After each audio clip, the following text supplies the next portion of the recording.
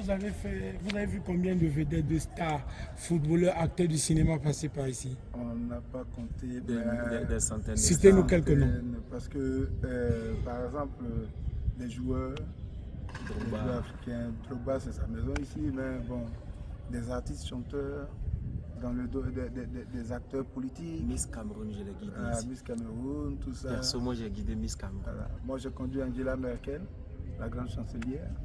Donc c'est une référence, tout le monde Carlo vient. Bonaventure. En fait, si vous voulez, la Côte d'Ivoire, la basilique, c'est Incontournable quoi. c'est incontournable en Côte d'Ivoire. Et du coup, lorsque nous faisons la visite, il n'y a pas d'intermédiaire entre nous. Et c'est l'avantage qu'on a. Comment vous avez aimé? Vous savez que les C'est le John Vendio? Non, on est employé ici. Ouais.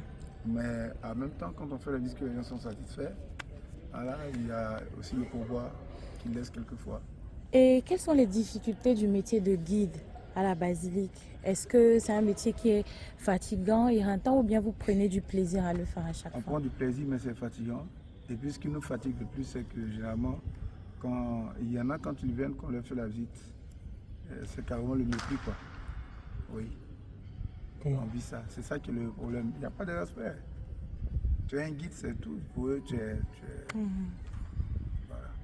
Mais n'empêche que vous aimez votre Mais métier. il y en a qui prennent du plaisir et qui reconnaissent la valeur de ce que nous faisons avec eux. C'est là aussi n'empêche pas aussi, on a l'amour du métier quoi.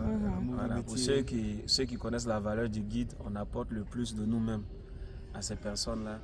Voilà. Mais cela n'empêche pas que nous pratiquons pas le métier correctement. Et l'avantage ici, c'est que c'est un site religieux. Donc on fait d'abord pour Dieu. D'accord. Et dites-nous, vous savez, avec la Coupe d'Afrique des Nations qui se tient actuellement, il y aura encore plus de monde qui va venir visiter. Comment vous vous êtes préparé à ça? Est-ce que vous avez travaillé particulièrement ou bien pour vous ce sera comme d'habitude?